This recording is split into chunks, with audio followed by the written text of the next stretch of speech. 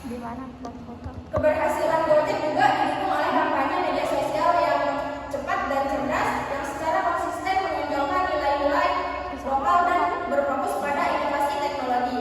Pelajaran yang dapat kita ambil dari Gojek yaitu digital branding memungkinkan perusahaan lokal untuk tumbuh secara eksponensial dengan cara mengaitkan merek dengan solusi budaya dan kebutuhan masyarakat kebutuhan apa yang dibutuhkan masyarakat. Selanjutnya ada saran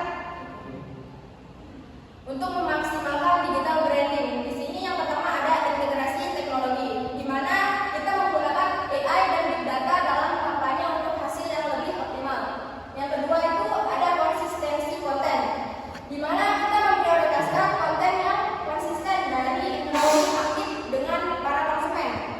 Yang ketiga ada konsumen bijak, di mana konsumen diimbau bijak untuk mengonsumsi informasi digital dari ulasan online.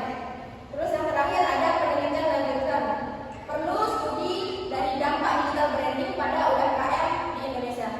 Selanjutnya kesimpulan digital branding adalah kesimpulan yang dapat kita ambil adalah digital branding adalah suatu strategi penting yang memungkinkan